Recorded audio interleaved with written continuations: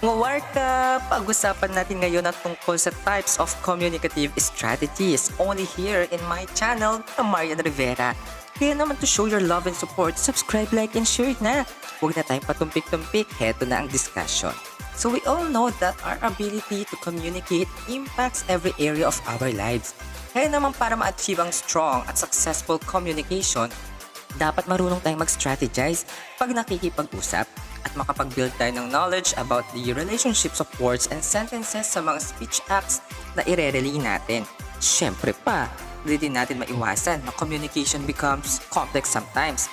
Other people get lost along the usapan, kaya naman nami-misinterpret natin ang isa't isa. Ang hirap diba? Kaya kailangan natin itong lesson na to. The lesson about communicative strategies. So, according kay Cohen 1990, communicative strategies must be used to start and maintain a conversation.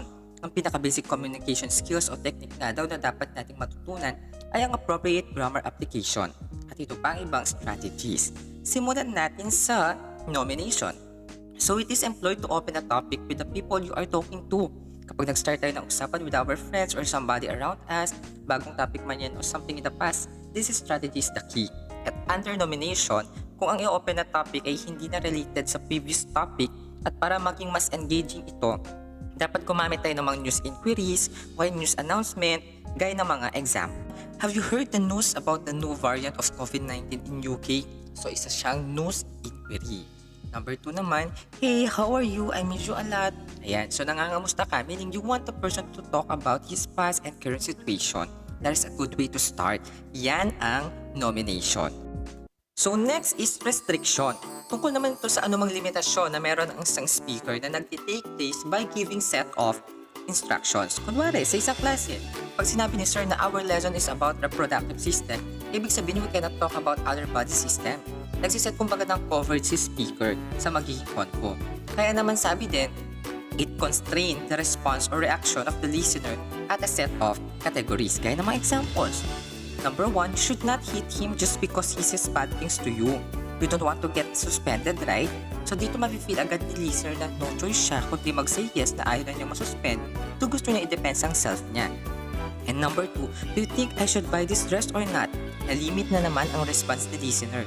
Need lang niya mag-agree o mag-disagree na pwede niya gawin both verbally by saying yes or no at non-verbal by thumbs up and thumbs down. O kaya, curved eyebrows. Yan ang restriction. Third is turn-taking. So this pertains to process by which people decide who takes the conversational floor or the chance to talk. Minsan diba, though siya yung nag-start ng usapan pero pareho kayong may isi-share, magde-decide muna kayo na sige ikaw na mauna, lalo feel mo mas pang climax o suspense ang sasabihin mo. Then, tandaan din natin na turn-taking uses signals na pwedeng verbal by saying go ahead, sige ikaw na muna, or non-verbal na tumango, sabay thumbs up. Kung formality naman yung usapan, meron yung mag-ask ka muna kung pwede ka nang mag-butt in. Kung informal, birada ka lang, ganun. Example, number 1, go on with your ideas, I'll let you finish first before I say something. So may cue siya na hintayin bago magsalita, para nga naman di sabay-sabaw. Number 2, do you have anything to say? So binibigyan ka ng chance na magsalita. The conversational floor is yours. Ganun. So that is turn-taking. O diba, bongga?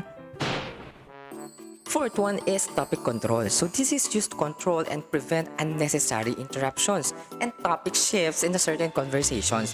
Madalas diba pag parang ang dami mo gusto ikwento, o kaya kausap mo masyado na overwhelm magkwento, liko-liko ng usapan, or kung tinatry mo magpalusot kasi nabisto ka, wala nang direksyon sasabihin mo, so topic control will help us go back to the real flow.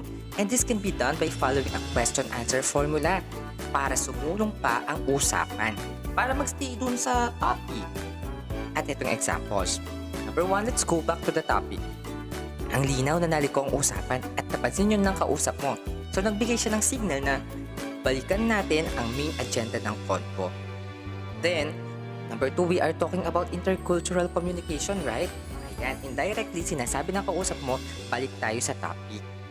Ayan ang topic control. Bawal iko-iko. Number 5 na tayo, and that is topic shifting.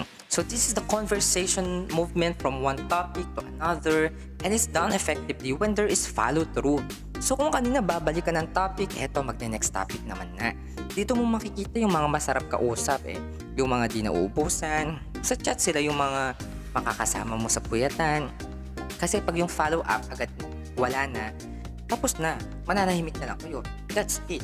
Pero tandaan natin na before shifting, siguraduhin muna na nurtured or okay na talaga yung previous topic. Lalo kung sa classroom yan. Then use transitional devices like in addition, by the way, sa Tagalog pwede yung singit ko lang, share ko lang. Yan. So examples tayo. Number 1, you have a point with that issue. But aren't we going to talk about your new tutor? So, in addition to what you said about that handsome transferee, is that he also has a good singing voice. Yan ang topic shifting, idadivert ang tema ng usapan. Susunod ay repair. So this refers to how speakers address the problems in speaking, listening, and comprehending that they may encounter in a conversation. Madalas mangyari to pag madami kayong nag-uusap. Or kahit dalawa lang kayo, may chances pa din na di kayo magkaintindihan, di magkarinigan. Ayun, papasok ngayon ang repair. Re-resolbahin nyo ang conversation nyo para ayos ang relay ng information. And repair can either be self-writing or other initiated. Ibig sabihin, pwedeng ikaw mismo ang mag-ayos ng usapan nyo para magkaintindihan, or pwedeng other members of the conversation, lalo kung pansin nilang chaotic na at masakit na sa tenga ang usapan. Example, did you just say comment down below? That's redundancy. Below na nga naman kasi. Down pa. Ulit-ulit. Next naman, ihaharap mo daw yung kabilang pisngi mo, tapos yung tenga mo, 'di ba? Parang magsisignal ka na hindi mo naintindihan or unclear yung sinasabi ng kausap mo. Last na tayo, termination. Ito yung mga close initiating expressions ng speaker to end the conversation. At usually, ang gumagawa nito yung nag-start ng convo. Pero pwede din naman yung kausap yung mag-end. Lalo pag nakakairita o pangaya yung speaker. The listener may implicitly say na, lakas ng hangin. Pinoy knows it. Yung termination din, pwedeng mabilisan lang. Pwedeng simpleng, o sige na, bye na. Pero pwede ding prolong o mahaba kasi magsisik pa ng clarifications, further questions, summary ng discussions. Tapos madalas may accompaniment ng non-verbal cues like titingin sa relo, magwe-wave goodbye, ganun. So ito yung example. That would be all for today. See you tomorrow. Naku, ang saya ng mga bata pag ganyan nang narinig. Uwian na.